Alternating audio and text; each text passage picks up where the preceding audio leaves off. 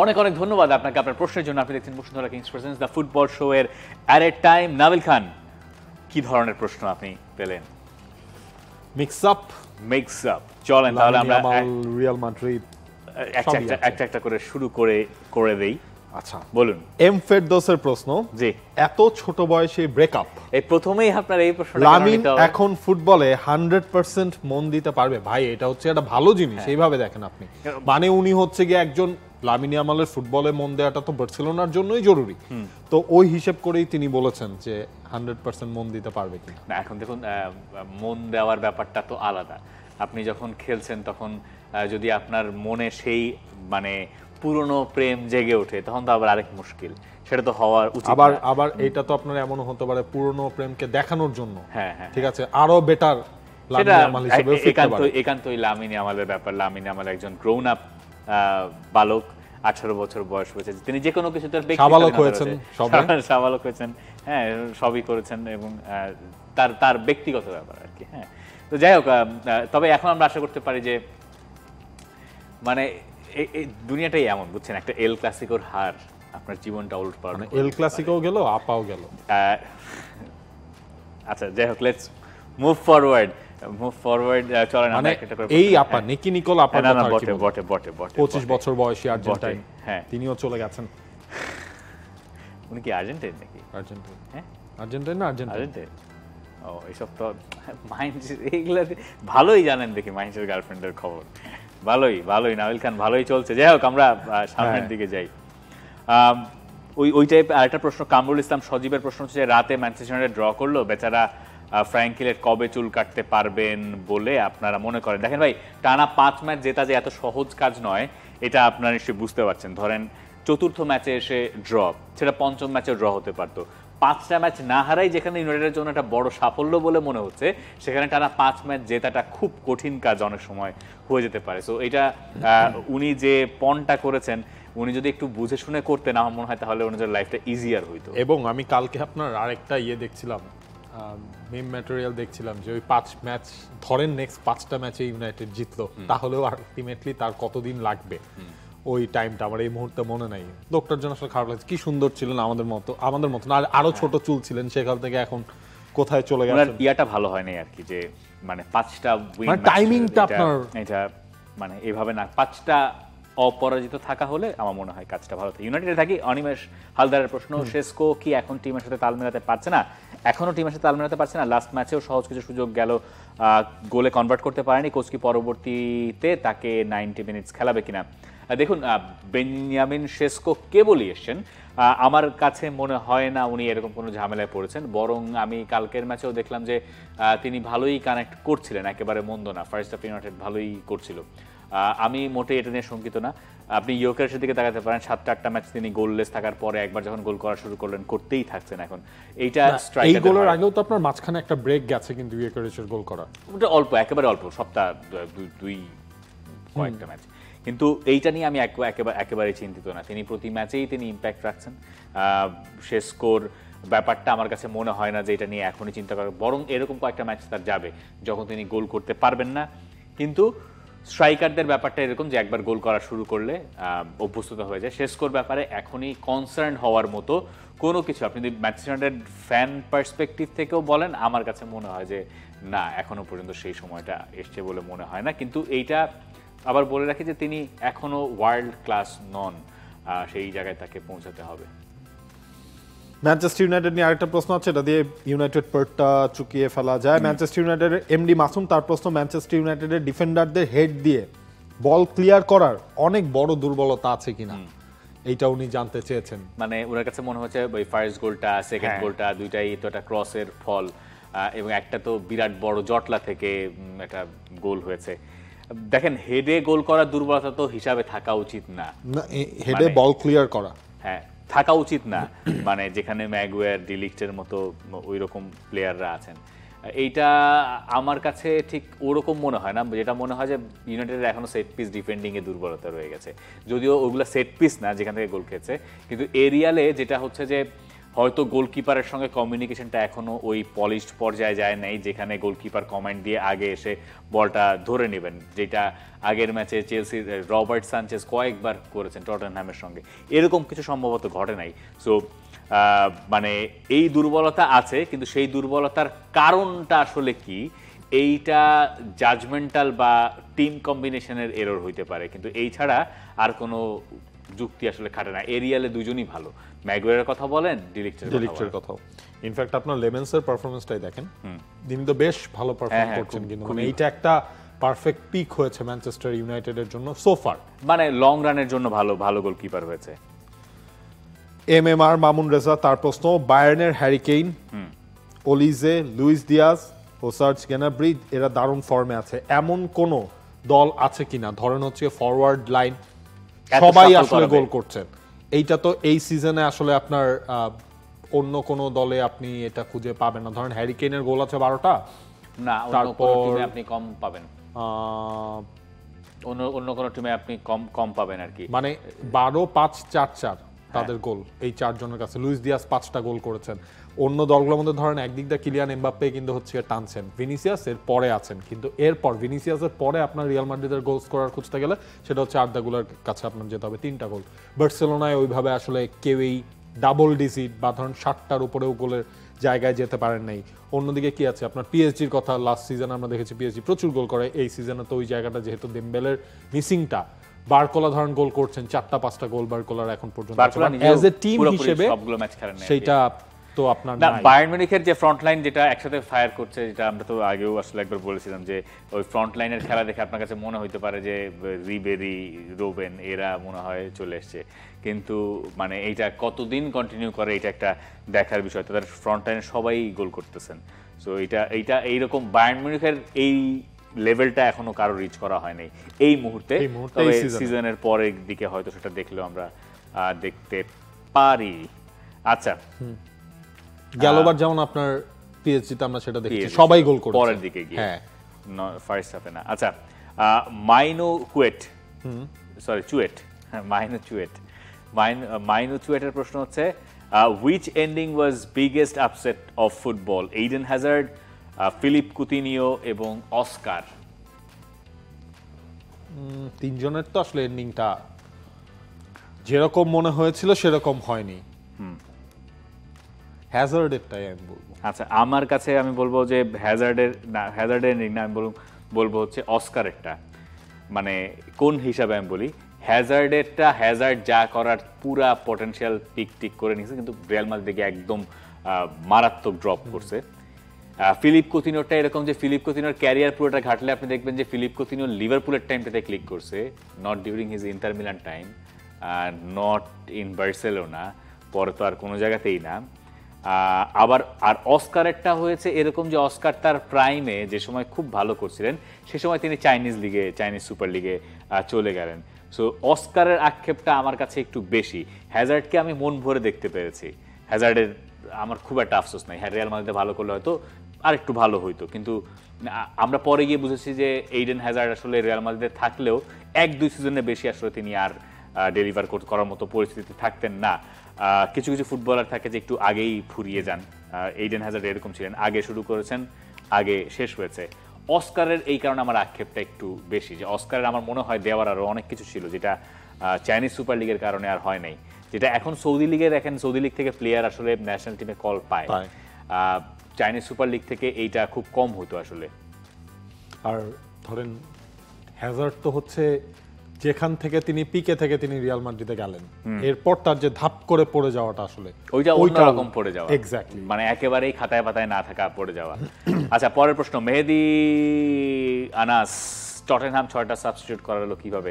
Tottenham 6টা substitute করাইছে কারণ হচ্ছে ম্যাচের 2 মিনিটের যে শুরুর দিকেই বেকবেল তিনি ইনজুর্ড হয়ে গেলেন, এবং ইনজুর্ড হয়ে গেছেন মানে হচ্ছে তিনি কনকাশন সাব ছিল, তো কনকাশন সাবটা যেহেতু টটেনহ্যাম অন করেছিল, এই কারণে তাদের সাব 6টা হয়ে গেছিল। চেলসিও চাইলে করতে পারতো, এইটাই হচ্ছে কারণ, কনকাশন সাবের নিয়ম অনুযায়ী। তোফায়েল এল সিয়াম, তার প্রশ্ন, আগের অ্যাডের টাইমে মারাদোনাকে বেশি প্রায়োরিটি দিতে যে পেলেকে ছোট করে ফেললেন না আপনারা? না, এটা হচ্ছে ওনার মিসকনসেপশনটা ক্লিয়ার করা উচিত। ওই দিন আমরা ডিরেক্টলি এটাও আপনারা বলেছি, ফুটবল যতদিন থাকবে পেলে, মারাদোনা, রোনালদো, মানে কারো একজনের নাম নিলে মানে এখানে কথা ছাড়া আপনি কথা বলতে পারবেন না। এই টিস্যুটার রং বলেছি সাদা, তাহলে কালো রংটাকে আপনি বললেন না কেন? এর কি কোনো দেখেন ওই দিন কথা ছিল হচ্ছে মারাদোনাকে নিয়ে, এর মাঝখানেও আমরা পেলেকে পেলের জায়গায় এনেছি। অদ্ভুত, মানে এই জায়গায় যে অনেকের অনেক ধরনের এই টাইপের কমিউনিকেশন থাকে, মিসকনসেপশন থাকে, তো এইটা আসলে প্রতিদিন না যদি রাখাই মানে একজনের সাথে কথা বলে আরেকজনকে নিয়ে বলতেই হয়, তাহলে তো দুনিয়াটা ধরেন একই কথাই রোনালদোকে নিয়ে একই কথা কথাই বললাম, শুনবেন মেসিকে নিয়ে কেন আমরা কথা সারাদিন খালি বললাম একই না? কথাই শুনবেন। মানে আমাদের এই আচার ব্যবহারে আসলে মানে চিন্তাধারায় পরিবর্তন করা দরকার। আচ্ছা, দিদারুল ইসলাম তার প্রশ্ন, রিয়াল মাদ্রিদ প্রতি ম্যাচে একটা বা দুইটা পেনাল্টি পায়, জিনিসটা একটা বারই উনি লিখেছিলেন একটা বাড়ি একটা খাবার প্রকল্পের মতো হয়ে গেল কিনা, আমি এটা একটু কারেকশন করেছি, একটা খামার, একটা বাড়ি একটা খামার, এই প্রকল্পের মতো হয়ে গেল কিনা। রিয়াল মাদ্রিদ হ্যাঁ লা লিগা এখন পর্যন্ত 6টা পেনাল্টি পেয়েছে। আচ্ছা, আপনি গতকালকের ম্যাচে আসেন, এত দূরেও যাওয়ার দরকার নেই, প্রথমটা যেটা ওটা তো ক্লিয়ার পেনাল্টি, এডার মিলিতাওয়েরটা, এর পরে যেটা হচ্ছে ভিনিসিয়াস পরে যে মিস করলেন, ওইটাও তো পেনাল্টি। আচ্ছা, একটা টিম কেন পেনাল্টি বেশি পায় এটা আমাদেরকে বুঝতে হবে। একটা টিম তখনই পেনাল্টি বেশি পায়, এটার পিছনে কয়েকটা কারণ থাকতে পারে। এক হচ্ছে ওই টিম পেনাল্টি পাওয়ার মতো খেলে, ধরেন অনেক বেশি অ্যাটাক করে। অনেক বেশি অ্যাটাক করতে গেলে কি হবে? অনেক বেশি অ্যাটাক করলে আপনার অপোনেন্ট ভড়কে যেতে পারে, আপনি অনেক বেশি বক্সের ভেতরে ঢোকেন, বক্সে আপনার প্রেজেন্স অন্যান্যদের চেয়ে বেশি, একটু এদিক থেকে সেদিক হলে তো পেনাল্টি হয়ে যায়। এবং আজকাল পেনাল্টি পাওয়া তো আর একটু ইজিয়ার হয়ে গেছে, যেমন ওইটা হয়তো কোনোদিনও রেফারি, অনফিল্ড রেফারি পেনাল্টি বলতে পারতেন না, কিন্তু এটা ভিআর দেখে মনে হয়েছে পেনাল্টি হাতে লেগেছে, এই কারণে হয়তো পেনাল্টি বেশি পাইতে পারে। এবং এটা একসময় বার্সেলোনার সাথে ছিল যে বার্সেলোনা অনেক পেনাল্টি পায়। এটা কারণ কি ছিল? বার্সেলোনা তখন মেসি, সুয়ারেজ, নেইমাররা খেলতো, এরা খালি বক্সের মধ্যে ঢুকতো আর মানুষজন না পাইলে ফালা দিত, ফালা দিলে কিন্তু পেনাল্টি হইতো। তো এইটা তো খুবই খুবই ন্যাচারাল। হ্যাঁ, জিনিসটা হয়তো আপনার কাছে মানে মানে এইগুলা বলতে বা এইসব ব্যান্টারিং খুব মজার যে এটা বেশি পেনাল্টি পাইছে বা এরকম কিছু, পেনাল্টি থেকে এত গোল কিন্তু করছে, পেনাল্টিগুলা পাওয়ারই কথা ছিল, সেইগুলাই পাইছে। এখন এইটা তো সবসময় ধরেন আর্জেন্টিনাকে নিয়ে লোকে বলে না যে এখন পেনাল্টি তো হইছে, এখন কেউ যদি বক্সের মধ্যে বারবার ঢুকে আর অপোনেন্ট যদি না জানে যে কিভাবে তাকে আটকাইতে হবে, তার কাছে যদি লাস্ট অপশন থাকে ফাউল করা, তাহলে ফাউল করবে এবং আর অপোনেন্ট টিম পেনাল্টি পাবে। এবং দেখেন এই যে ধরেন অনেক ফুটবলার এই কাজটা বেশ ভালো পারেন, ঠিক আছে, ওই মাইন্ডসেটটা কাজে লাগানো। ধরেন এখানে ফুটবলে কিন্তু একটা জিনিস আপনার মেন্টাল গেমটাও কিন্তু খেলতে হয় প্রতিপক্ষের সাথে, অপোনেন্টের প্লেয়ারদের সাথে। পেনাল্টি যদি আমি আদায়ও করে নিতে পারি, এইটাও তো এখন হয়। হ্যাঁ, পেনাল্টি আদায় করে নেওয়া একটা কাজের মধ্যে পড়ে, সেটা হচ্ছে আপনার একটা কোয়ালিটি, একটা গুণ। তো এখানে তো ধরেন হচ্ছে কেউ উল্টাপাল্টা ডাইভ দিচ্ছে না, উল্টাপাল্টা ডাইভ দিলে তো দেখে আমরা ইয়েলো কার্ডই, না ডাইভ দিলেও উল্টো সে খেয়ে যায়, এমনও তো এখন পেনাল্টি হয়। পাওয়া যাইতে পারে, ডাইভ দিয়ে পেনাল্টি পাওয়া যেতে পারে। যেমন রিয়াল মাদ্রিদ ইয়ার ম্যাচটা পেনাল্টি যেটা পাইলো, এল ক্লাসিকোতে ফার্স্ট পেনাল্টি যেটা লামিন ইয়ামাল পেছন থেকে এসে ফার্স্টে বলে টাচ করেছেন দেখে পেনাল্টি বাতিল হলো, ওইটা তো রিয়াল মাদ্রিদ পেয়ে গিয়েছিল। কিন্তু ওইটা পরে দেখা গেল যে ফার্স্ট টাচ ছিল লামিন ইয়ামালের, পেনাল্টি হওয়ার কথা না। সো ভিআর এর সাহায্য আপনার কাছে আছে। পরের প্রশ্নে যাই। পরের প্রশ্ন হচ্ছে একটু খাওয়া দাওয়ার প্রশ্ন আছে।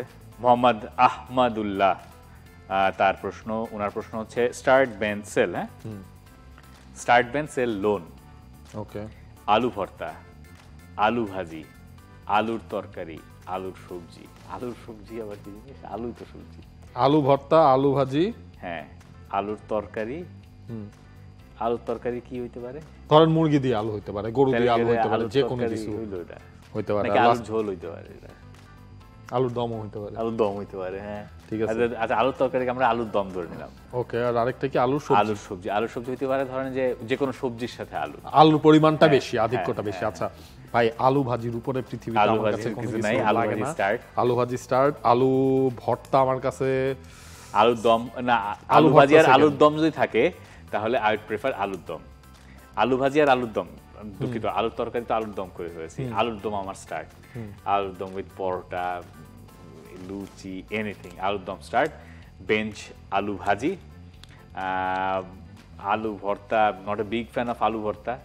মানে আমি আসলে আলু ভর্তা জিনিসটা খুব, আলু ভর্তা যে আমরা ভাত দিয়ে খাই, মানে আমরা কি খাইতেছি আসলে? আলু ভর্তার কিছু ওয়ে আছে, আপনারা কাঁচা মরিচ দিয়েও খেতে পারেন, আমি জানি সেটাকে যত ভেজেও ওয়ে আছে, আপনি আবারও কি বলতে চান যে আমি ভেজেও খেতে পারেন। ভাই আমি তো প্রপার ভাজা বাঙালি খেলে তো ভাই মানে ওই আলু ভর্তাটাকে যদি আপনি হালকা একটু ভাজেন না, আমি আর তারপর সরিষার তেল দিয়ে যখন আমি আলু জানি, ভর্তা খান ভাই, দুনিয়া যত পদে আলু ভর্তা বানানো যায় সবই তো খাইতে বাঙালি, মানে I have been living here কত পুরা জীবন, তো আলু সবজি হচ্ছে ভাই আমার নিশ্চয়ই আলু ভর্তার সব রকম ভ্যারিয়েন্ট আমার খাওয়া হয়ে গেছে, তো আমার আলু ভর্তা তো চিনাইতে হবে না, কিন্তু আমি not a big fan of আলু ভর্তা।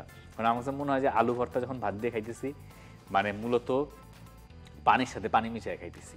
কিসের জন্য পানির সাথে পানি মানে এটা আলু ভর্তা দিয়ে ভাত, মানে আমি নট এ বিগ ফ্যান, ঠিক আছে? আলু ধরেন ভর্তা, আপনি না, না, এটা আলু পছন্দ ভর্তা করেন আর না। ভাত খাইতেছেন মানে হচ্ছে আপনি অবশ্য আলুর দম আর যেটা খাইতেছেন ওটাও সেম থিং, মানে লিটারালি আপনি শর্করা শর্করা খাইতেছেন, ঠিক আছে? তাইলে তো ধরেন এই আলুর হ্যাঁ। জিনিসই আনা উচিত না, আলু ভাজিও তো শর্করা সেটাও শর্করা ঠিক আছে, সেটাও ওটার ঠিক মধ্যে আছে। তারও তেল যুক্ত হয়। সেটাও ঠিক আছে, কিন্তু আপনি আলু ভাজি হচ্ছে গিয়ে আমার স্টার্ট, হ্যাঁ।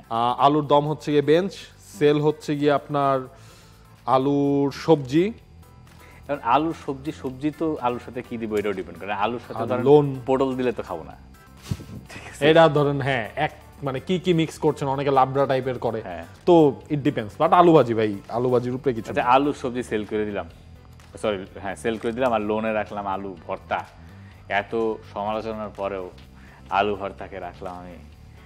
আলু ভর্তা লাগে হচ্ছে ডাল দিয়ে ডিম ভাজি দিয়ে খাইতে গেলে, তখন একটু আলু ভর্তা থাকলে, কিন্তু যে ভাত খাওয়ার শুরুতে একটা আলু ভর্তা দিয়ে খাইতে কেমন তো যায়, আপনি ভাত খাওয়ার সময় শুরুতেই আলু ভর্তার সাথে হালকা একটু ডাল আপনি মিশিয়ে নেন, সেটা তো ডিম ভাজি লাগবে, তো ওটা তো ইটসেলফ একটা খাওয়া, ওটা খাইলে তো পেটার জায়গা নেই, শেষ গন গন কেস। আপনি আলুই খান না ভাতের সাথে ভাই, না, না, শর্করা আলু- শর্করা আলু তো খাই। কম্বিনেশনেই আপনি যায় না। আলু তো খাই, আলু খাবো না কেন, আর অদ্ভুত। আচ্ছা রিফাত সরকারের প্রশ্ন, বসুন্ধরা ডোরিয়ালটনের খেলা দেখে ওনারে অলস মনে হয়, বসুন্ধরার ভালো মানের বিদেশি সাইন করানো উচিত, এএফসি কাপের বসুন্ধরার পারফরমেন্স নিয়ে কিছু বলেন। এফসি কাপে বসুন্ধরার পারফরম্যান্স আমরা হতাশ হয়েছি। কেন হতাশ হয়েছেন? হতাশ হয়েছে হচ্ছে গিয়ে- আপনি কি এক্সপেক্ট করছেন? না কি ভাই 3 ম্যাচে হচ্ছে 3টাই তারা যেভাবে হেরেছে, এক্সপেকটেশন একরকম কি- থাকতেই আপনি- পারে। আপনি কেন আপনি expect সেকেন্ড করছেন যে তিন ম্যাচে সেকেন্ড একটা জিতবেন? না সেকেন্ড ম্যাচটা কি হয়েছে আপনার, আপনি যদি সেকেন্ড ম্যাচ খেলা দেখে থাকেন, ফার্স্ট হাফ তারা যেভাবে খেলেছে, এরপর যেভাবে তারা লিড নিয়েছে, এরপর যেখান থেকে তারা হচ্ছে গিয়ে হেরে গেছে কোন ম্যাচে কথা বলেছেন? ফার্স্ট ম্যাচটা, ফার্স্ট ম্যাচ, হ্যাঁ হ্যাঁ ফার্স্ট ম্যাচে এরপর তারা যেভাবে হেরে গেছে সেখানে আপনি হতাশ হবেনই। আমাকে তো মানে ফার্স্ট ম্যাচের একটা মানে ফার্স্ট ম্যাচের ব্যাপারটা এরকম ছিল যে ফার্স্টে গেছে ওই টিম মোটামুটি প্রিপেয়ার্ড টুর্নামেন্টের ফার্স্ট ম্যাচ জুড়ে, আর বসুন্ধরা কিংস ফার্স্ট ম্যাচের যে তেজটা ছিল সেটা 3-2 গোলে হারার পর তার মনোবল আরো এত বেশি নেমেছে, যেহেতু আগের বারও তারা এফসি কাপে কোনো ম্যাচ জিততে পারে নাই, সেটারই ধারাবাহিকতা পরের 2 ম্যাচে দেখা গেছে, কিন্তু ফার্স্ট ম্যাচের রেজাল্টটা তো অবাক করার না। না অবাক করা না, কিন্তু হতাশ হয়েছি, ম্যাচের সিচুয়েশন অনুযায়ী হতাশ হয়েছি। ম্যাচটা বসুন্ধরা কিংস লিড নেওয়ার পর সেই ম্যাচটা তারা নিজেদের কন্ট্রোলে রাখতে পারলো না। কেন রাখতে পারলো না? নিজেদের ভুলের কারণে রাখতে পারলো না। লিড নেওয়ার আগে আপনি তো লিড তো ওরা নিয়েছিল। হ্যাঁ নিয়েছে, এরপর আপনি ওইটা চিন্তা করেন, ওরা লিডে ছিল, এরপর আপনি ব্যাক টু ব্যাক 2টা গোল আপনি দিয়েছেন, ম্যাচটা তখন আপনার কন্ট্রোলে ম্যাচটা আপনার রাখা দরকার ছিল, সেই জায়গাটা আপনি রাখতে পারেন নাই, সেই কারণে আসলে হতাশটা কিন্তু আমি যদি বলি সবাই যে হয়েছে। আপনি আসলে এইভাবে যদি ব্যাখ্যা করি যে অপোনেন্টের ভুলের সুযোগ নিয়ে আপনি 2 তাহলে তো আমার বসুন্ধরা কিংসের ভুলের সুযোগ নিয়ে তো তারা আপনি হচ্ছে লিড নিয়েছিলেন না, প্রথম গোলটা যেটা আপনার হয়েছে আপনি চিন্তা করেন, সেটাও তো হচ্ছে রিমনের ভুলের সুযোগ নিয়ে ওরা গোল দিয়েছে, সেইখানে তো হচ্ছে গিয়ে আপনি এটা বলতে পারেন না।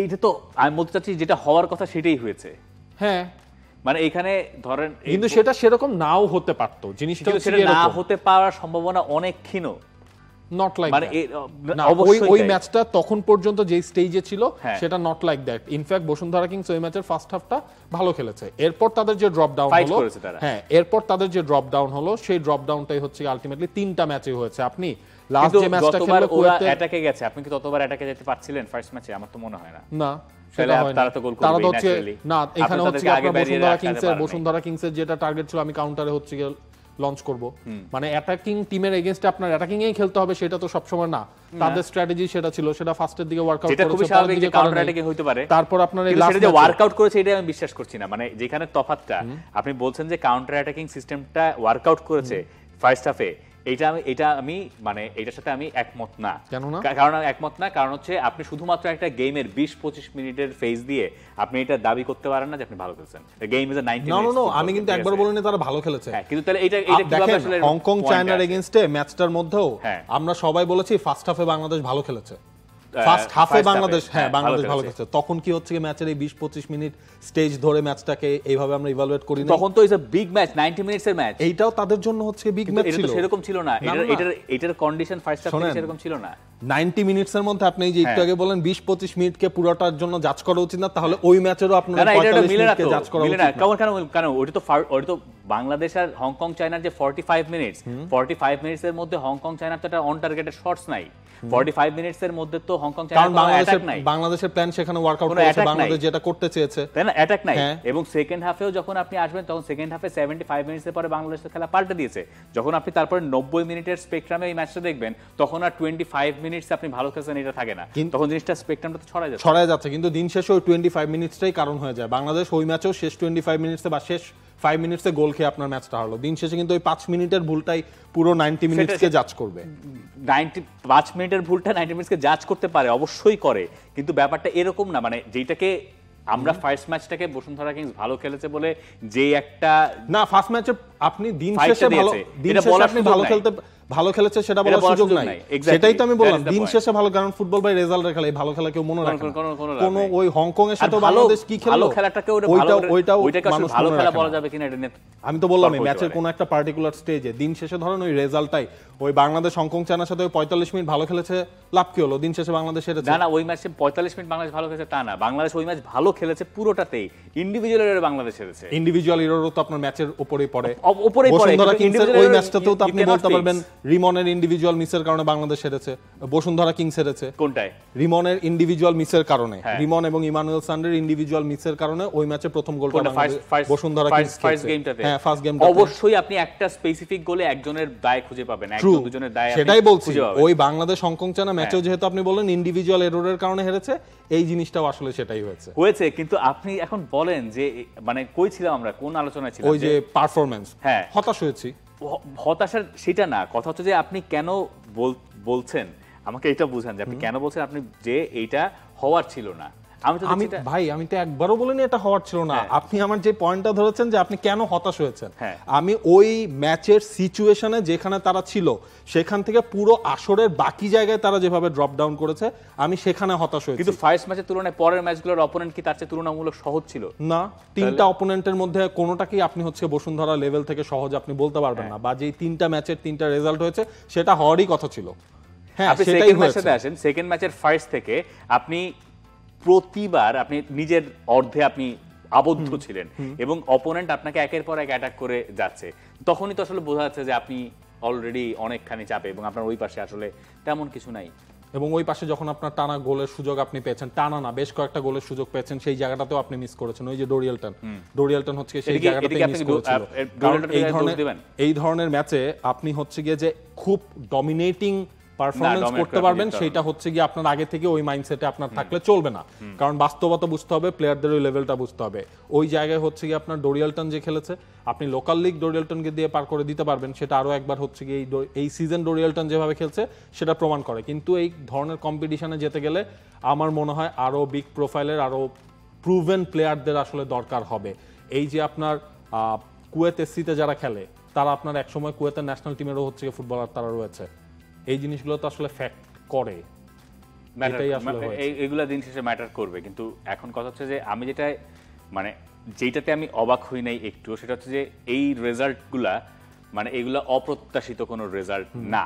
যদি আপনি বাস্তবতা চেক করেন, এগুলো খুবই প্রত্যাশিত, এবং বরং এর ব্যতিক্রম কিছু হলে তখন আমরা বলতাম যে না, বসুন্ধরা কিংস একটা সার্টেন লেভেলের উন্নতি করছে, কিন্তু সেই উন্নতিটা তো মিসিং। দেখেন, আল কারামার এগেইনস্টে বসুন্ধরা কিংস জিতবে এটাও কেউ প্রত্যাশা না। আল কারামার একটা হিসাব আছে, আমিও এক্সপেক্ট করি নাই আল কারামার সঙ্গে সেটাও তারা জিতেছে। হ্যাঁ, বসুন্ধরা কিংস জিতেছে, কিন্তু আল কারামা সিরিয়ার ক্লাব, বুঝেন, সিরিয়া একটা যুদ্ধ বিধ্বস্ত দেশ, আমি কোনোভাবেই আল কারামাকে খাটো করতেছি না, দে আর স্ট্রং সাইড, এবং ওই ম্যাচটা হয়েছে ওদের ওই সাইডটাতে, কাতারে হয়েছে, তো ওইখানে গিয়ে খেলা জিতে আসা নট অ্যান ইজি থিং। আমি এটাই বললাম, প্রত্যাশা আসলে অবশ্যই কঠিন। কিন্তু আল কারামা ওই ম্যাচে, আল কারামার কোনো স্ট্রাইকার, ডিসাইসিভ কোনো স্ট্রাইকার নাই, মানে যে ম্যাচটা গড়ে দিতে পারে, পার্থক্য গড়ে দিতে পারে, সেইখান থেকে আল কারামার এগেইনস্টে উইনটা ঠিক আছে, কিন্তু আল কারামার সঙ্গে জিতে আপনার কাছে যদি মনে হয় যে না আপনি আসলে পেরে যাবেন, তাহলে সেটা আসলে না, সেটা তো কখনোই আসলে বলা নেই। বারবারই আসলে জিনিসটা আমরাও বলছিলাম যে এই জিনিসটা এত সহজ হবে না। আর দিন শেষে ওই ফারাক যেটা আছে সেই ফারাকটা আরো একবার প্রমাণিত হয়েছে যে এই ধরনের কম্পিটিশন এখান থেকে আমাদেরকে খুব দ্রুত ঘুরে ফিরে সেটা বাংলাদেশের সব ক্লাবের জন্যই সেই কাজটা আসলে এই প্রত্যাবর্তন তো খুব দ্রুত দরকার। আপনি শুধু আপনি এই সিজনে বাকি দলগুলোর ফরেন সাইনিং দেখেন না, বাকি প্রত্যেকটা ক্লাবের একই অবস্থা। কিন্তু আপনি তো বসুন্ধরা কিংস, আপনি বাকিদের চেয়ে আলাদা, সেইটা না আপনাকে আলাদা করেছে। সামটাইমস তাদেরও আসলে এক কাতারে নেমে যেতে হয়েছে। এই যে পরের প্রশ্নটা দেখেন, রিফাত না এর নাম হচ্ছে ঈশান কুরি, ওনার প্রশ্ন হচ্ছে রিফাত ভাই, বসুন্ধরা কিংসের একের পর এক হারের ফলে মানসিক যে প্রভাবটা বাংলাদেশ দলের মানসিক প্রভাবটা বাংলাদেশ দলের মধ্যেও পড়বে কিনা? আমার তো মনে হয় না এটার মানসিক প্রভাব বাংলাদেশ টিমের উপর পড়বে। না, হ্যাঁ, না, এরকমটা পড়ার কোনো কারণ নেই। ইনফ্যাক্ট আপনাকে একটা ঘটনা বলে, এই যে লাস্ট ম্যাচে কুয়েত এসসির এগেইনস্টে ফার্স্ট হাফে বসুন্ধরা কিংস 2টা গোল কনসিড করলো, সেকেন্ড হাফে একটা গোলও কনসিড করেনি। ফার্স্ট হাফের যখন মাঝখানের টিম টক হচ্ছিল, কোচ মারিও গোমেজ তিনি হচ্ছে কি আপনার প্লেয়ারদেরকে, যখন হচ্ছে আপনার ডিফেন্সিভ মিডফিল্ডারকেও তিনি উইদাউট দা বলে বলেছেন হচ্ছে তুমি 2 সেন্টার ব্যাকের মাঝখানে পজিশন নেবে, যেন হচ্ছে 5 জনের একটা ডিফেন্সিভ লাইনের মতো ক্রিয়েট হয়ে যায় যখন তারা অ্যাটাক করবে। তখন তার কথা ছিল হচ্ছে কি আমার এই 5 জন ফুটবলারই ইনসাইডে থাকবে, মানে তাদের ফোকাসটা থাকবে ইনসাইডে, কিন্তু তারা বারবার আউটসাইড হয়ে যাচ্ছিল। 5 জনেই তাদের যার যার পজিশন থেকে তারা আউটসাইড হয়ে ওয়াইড ছড়ায় যাচ্ছিল। তখন তিনি ওই জিনিসটা ওইখানে মেনশন করেছেন, এতবার বলার পরও যদি ইনসাইডে তোমরা না থাকতে পারো, হাভিয়ার কাবরেরা বা ন্যাশনাল টিমে তোমরা যখন খেলো তখন তোমরা খানিকটা আউটসাইড থেকে তোমরা যার যার পজিশনগুলো হোল্ড করো। ওই জিনিসটা যদি তোমাদের এই ক্লাব ফুটবলের এই ম্যাচের সময়ও চলে আসে, এটা তো প্রবলেম। তিনি আবার সেই জিনিসটা রিকল করে দিয়েছেন, তোমাদের এই যখন 5 জন হয়ে যাবা তখন তোমাদের ডিউটিজ অ্যান্ড রেসপন্সিবিলিটিস গুলো কি থাকবে ফার্স্ট হাফের টাইমে। সেকেন্ড হাফে কিন্তু হচ্ছে গিয়ে ওই কাজটা একটু হলেও তারা রেকটিফাই করতে পেরেছে। ওই যে মানসিক এর জিনিসটা না, ওই হিসেব করেই আসলে বললাম না। এইটার সাথে ধরেন আমার কাছে মানসিক প্রভাব আসলে আলোচনা যেটা আপনার যে কনসার্নের জায়গাটা, সেই কনসার্নের জায়গাটা একটু এইভাবে পরিষ্কার করে যে ধরেন এই প্লেয়াররা আমার কাছে মনে হয় না যে ওনারা নিজেরাও বিশ্বাস করেছিলেন যে এইখান থেকে তারা উতরে যাবেন বা এরকম কিছু একটা। তো এইটা নিয়ে তারা যে খুব বেশি ভেঙে পড়বেন ঘটনাটা এরকমও না। রাদার ন্যাশনাল টিমের ক্যাম্পে যখন আসবেন সবাই মিলে এক হলে তখন একটা আলাদা এনার্জি কাজ করার। আর আমার যেটা মনে হয় আপনার ক্লাবের পারফরমেন্স ওই ন্যাশনাল টিমে আসলে তখন ওই চেতনাটা বা দেশের হয়ে আমি খেলতে নামছি ওই জিনিসটা আসলে চলে আসে। একসঙ্গে ভালো করতে থাকলে ভালো করাটা একটা অভ্যাসের ব্যাপার, একটা ভালো করলে আরেকটা অনেক সময় হেল্প হয়, হুইচ ইজ ট্রু। কিন্তু তার অ্যান্টিটা ঘটে কিনা সামনে আমরা হয়তো বুঝতে পারবো। আচ্ছা, ইন্ডিয়া বাংলাদেশ নিয়ে প্রশ্ন আছে। রাহেনা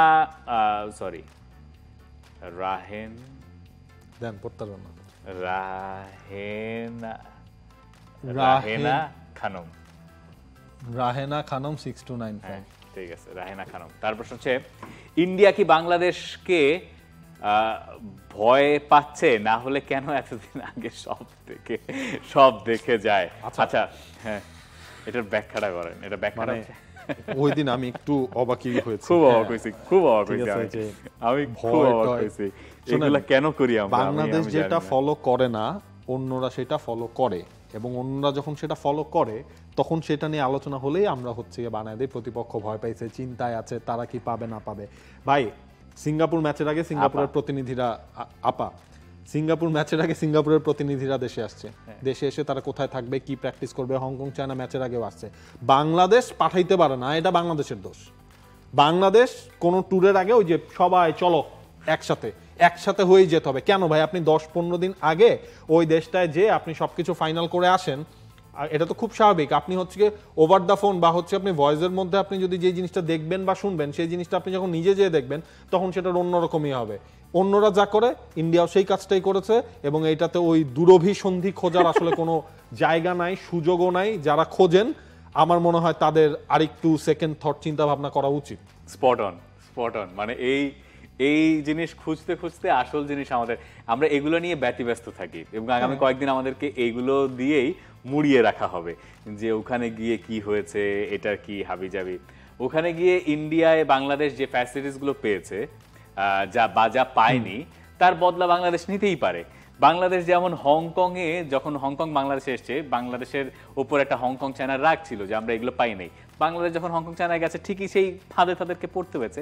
বাংলাদেশ এখন ইন্ডিয়াকে আতিথ্য দেবে, তখন ইন্ডিয়াকে সবচেয়ে ভালো মাঠটা নিশ্চয়ই দেবে না, কিন্তু ইন্ডিয়া সেখানে টাকা দিয়ে প্র্যাকটিস করবে, যেখানে করবে তাদেরকে একটা নির্দিষ্ট টাকা দিয়ে এর আগে, যেহেতু তারা কত তারিখ আসছে, 15 তারিখ আসছে, 16 তারিখে তারা ওই প্র্যাকটিসটা করতে হবে, 17 তারিখ তো ম্যাচ ডে -1, স্টেডিয়াম তাদের জন্য খালি আছে। আর এফসির কমিশন চলে আসলে তো মানে ম্যাচ ডে -2তেও আলাদা করে অনেক সময় অ্যারেঞ্জ করা মানে মিউচুয়াল ব্যাপার স্যাপারের উপরে ডিপেন্ড করে।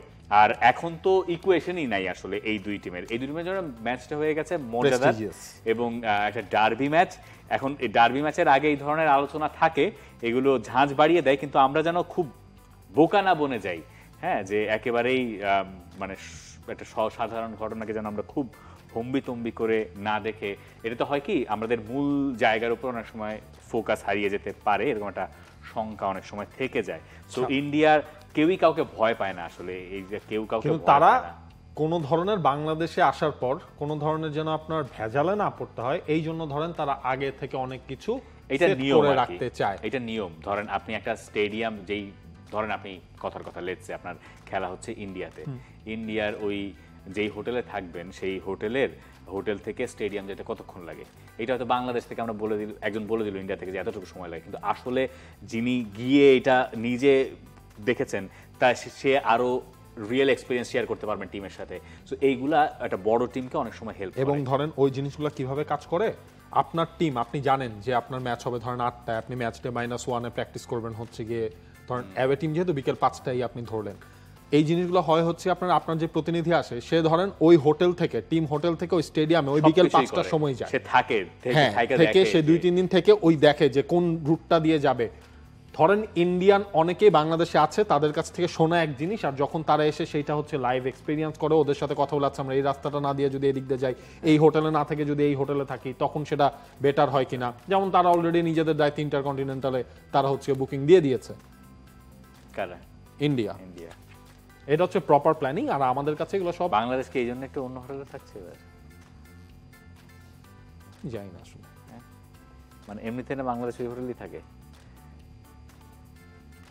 আচ্ছা, পরের প্রশ্ন। আচ্ছা, শুভেন্দু চ্যাটার্জি, তার একটা প্রশ্ন আছে, Bharat Bangladesh match full house হবে কিনা?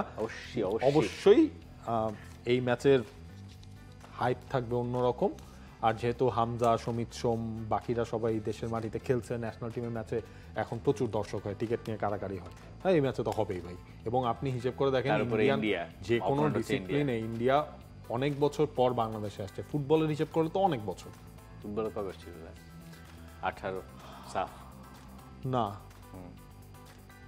18 সাফ ইন্ডিয়া খেলছে না সাফে, মানে বাংলাদেশের সাথে সরাসরি খেলে, বাংলাদেশের সাথে খেলে নেই, হ্যাঁ, কিন্তু মানে বাংলাদেশের লাস্ট আসছিল, এরপর তো আর আসে নাই। আর বাংলাদেশের সাথে ইন্ডিয়ার খেলা কি 2000?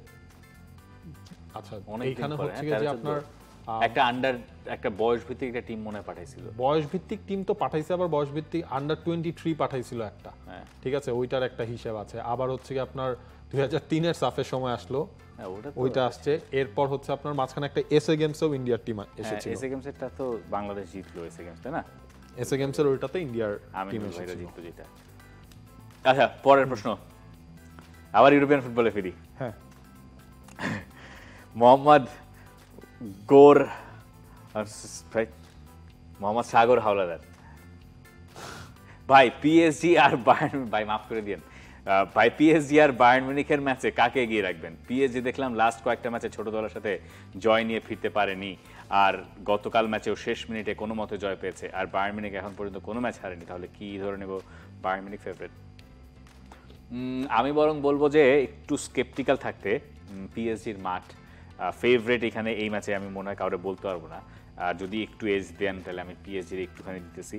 তবে এই মুহূর্তে বায়ার্ন মিউনিখকে হারানো, আমি বিশ্বাস করি না যে পিএসজির কাছে বায়ার্ন মিউনিখ হারবে, এটা ড্র হইতে পারে।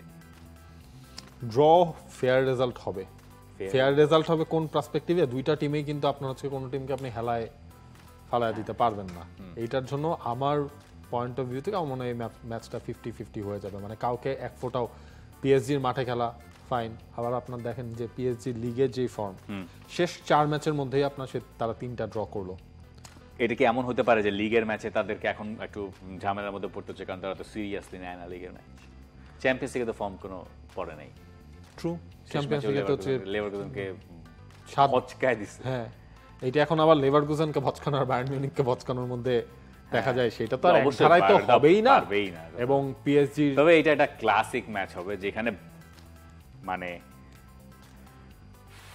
উনি যেটা বলতেছেন যে বায়ার্ন মিউনিখ একটু ফেভারিট, বায়ার্ন মিউনিখের ফর্মের কারণে ফেভারিট, কিন্তু আমরা এখনো জানি না বায়ার্ন মিউনিখ বিগ ম্যাচে কেমন করবে। বায়ার্ন মিউনিখ চেলসির সাথে একটা বিগ ম্যাচ খেলছে চ্যাম্পিয়ন্স লিগে, যেটাতে বায়ার্ন মিউনিখ ভালো ডমিনেট করছিল, কিন্তু পিএসজির মাঠ তো, সো পিএসজির মাঠ একটা, এবং এটার জন্য মঙ্গলবার পর্যন্ত একটু ওয়েট করেন, আমরা প্রেডিকশনের গেম যেটা আছে ওইখানে ইনশাআল্লাহ এটাও একটা ফ্যাক্টর হয়ে দাঁড়াবে। আচ্ছা, হানি প্রিন্স নাইম তার প্রশ্ন, পিএসজির কিছুটা ব্যাকফুটের পারফরমেন্স অন্য দলগুলোর জন্য আশীর্বাদ কিনা? লিগ ওয়ানে আপনাদের চোখে সেরা প্লেয়ার কে এখন পর্যন্ত? পানিচেলি, পিনাচেলি, দাঁড়ান, পিনাচেলি নামটা উচ্চারণ, পানিচেলি, ঠিক আছে। এটাকে আবার অনেকে পানি কেলিও বলে, এটা পানি কেলিও হইতে পারে, এটার উচ্চারণটা মানে উনি আসলে কিভাবে করেন, এটা একটা সহজ এবং সত্যি কথা হচ্ছে যে কোনো ম্যাচ এখনো পর্যন্ত ওনার লাইভ দেখি নেই, তো লাইভ না দেখলে একটা মন্তব্য করা যে এই মুহূর্তে ফ্রেঞ্চ লিগ আর সেরা ফুটবলার কে, এইটা দেখার জন্য এটা বলাটার কোনো রাইটস আমার নেই। যেভাবে মানে তার পারফরম্যান্স ধরন হচ্ছে কি, নাহলে হয়তো আমরা এই খোঁজটাও রাখতাম না। এর কারণ হচ্ছে স্কোরার দেখে স্কোর দেখে তাকে আলাদা করে একটু অ্যানালিসিস করতে হয়, সেখান থেকে অতটুকু হয়তো বলতে পারবো যে তিনি আসলে কিসে ভালো, হয়তো এআরে ভালো, এইটুকু বলতে পারবো, কিন্তু তিনি কি লিগ আর সেরা ফুটবলার কিনা এইটা বলতে গেলে ধরেন বিস্তর, ধরেন কিলিয়ান এমবাপ্পে লা লিগার, কারণ এটা বলতে পারি কারণ প্রত্যেক সপ্তাহে এই খেলাটা দেখা লাগে, কিন্তু আমরা এইটার জন্য দুঃখ প্রকাশ করি যে দুজন মিলে তো ভাই 5 লিগ কভার করা সম্ভব না, লিগ আর খেলা সব দেখা এটা সম্ভব না, আমাদের টিম রেট বাড়ায় দেন, we are more then happy আমরা সব খেলা নিয়ে কথা বলতে, সো যেটা আমরা দেখি না ওটা নিয়ে আমরা আসলে মন্তব্য করতে চাই না, এটা আমাদের অভ্যাস বা সীমাবদ্ধতাও বলতে পারেন। সো এরপর ওই হিসাবে আপনি আর কিছুদিন মানে এটা এখন বলার কোনো উপায় দেখতেছি না, লিগ আগে দেখবেন, লিগ আর খেলা আসলে কোনো মানে সুযোগ নাই, হাইলাইটস মানে দেখি নাই মানে যে কিছু দেখি নাই তা না, হাইলাইটস, কিন্তু ওইটার উপর নির্ভর করে পানিচেলির গোল বা এই টাইপের কেউ কিছু করলে ওই গোলগুলো আসলে দেখা হয়ে থাকে। একটা লিগ আর করেসপন্ডেন্ট রাখতে হবে, এই যে হানি প্রিন্স নাইম সাহেব ভালো PSG fan, I know him, হ্যাঁ, সো উনার এটা একটা হেল্প হইতে পারে। পরে আর কিছু আছে? কারেরাসকে নিয়ে একটা প্রশ্ন আছে। হ্যাঁ, কারেরাসকে নিয়ে প্রশ্ন হচ্ছে এই ইব্রাহিমের প্রশ্ন, এই অল্প সময় আলভারো কারেরাসকে কেমন দেখলেন? এই বয়সে নতুন ক্লাবে আসার সাথে সাথে পারফর্ম করছেন, মনে হয় যেন তিনি শুরু থেকেই আছেন, এখনো কিছু প্রুফ করা বাকি, কিন্তু শুরু হিসেবে এটাকে কিভাবে দেখছেন? মাত্র তো স্টার্ট করলো, স্টার্টিং হিসেবে বেশ ভালো পারফরমেন্সই তার কাছ থেকে আমরা দেখেছি, শুধু আসলে কালকের গোলটা দিয়ে কারেরাসকে জাজ করা ঠিক না, তার যে ডিফেন্সিভ অ্যাবিলিটিটা রয়েছে, যেভাবে আসলে তিনি ওপরের সাথে লিঙ্ক আপটা করেন, সেই জিনিসটা বেশ সলিড মনে হয়েছে রিয়াল মাদ্রিদের এই সিজনের, এবং এই সাইনিংটা ওয়ার্কআউট করছে। আর কালকের ম্যাচের পর তিনি বললেন ওই শটটা তিনি ওই সময় মানে করবেন কি না তিনি একটু চিন্তা করছিলেন, পরে হচ্ছে তার সোল যেটা বলেছে তিনি সেই জিনিসটাই করেছেন, ভেতর থেকে এসেছে, শটটা করে দিলেন, ওখান থেকে গোল হয়েছে। গোলটা আমার কাছে বেশ ভালো লেগেছে। আর কারেরাসের কথা বলি যে কারেরাসের যেটা লাভ হবে সেটা হচ্ছে রিয়াল মাদ্রিদ তিনি থিতু হয়েই গেছেন একেবারে শুরু থেকেই, ওই যেটা মেইন শোতে বলছিলাম যে মাদ্রিদ ডার্বিটাই তার একমাত্র ক্ষত, এই ছাড়া পুরাটাই খুব ভালো করেছেন। স্প্যানিশ ন্যাশনাল টিমের খুব উপকার হওয়ার কথা কারেরাসের এই রিয়াল মাদ্রিদের পারফরমেন্সের কারণে, এবং I see him in the world cup, মানে স্পেন তো ওয়ার্ল্ড কাপে যাওয়া উচিত। আচ্ছা, আমার একটা প্রশ্ন আছে, তনয় দত্তর প্রশ্ন, নেইমারের প্রশ্ন। শিপু বিশ্বাস, নেইমার ফিরে এলো মাঠে, নেইমারকে নিয়ে কথা বলেন। আচ্ছা, সেই তনয় দত্তর প্রশ্ন হচ্ছে এরকম যে নেইমারকে নিয়ে তার প্রশ্ন, don't you think he is unfairly treated by European media regarding his acting and all nonsense both you and, আচ্ছা, এগেইনস্ট, মানে এটা আমি ডিএম থেকে নিচ্ছি, এটা Neymar is Karna of Mahabharata who was always unfairly treated despite he was the most targeted man of opponent even more than Messi and Ronaldo. These injuries are, আচ্ছা, উনি বেশ ভালো প্রশ্ন করেছেন, একেবারে মহাভারতের একটা ক্যারেক্টারের সাথে মিলিয়ে। নেইমার কি আসলে খুব বাজে ভাবে ট্রিট করে কিনা ইউরোপিয়ান মিডিয়া? না,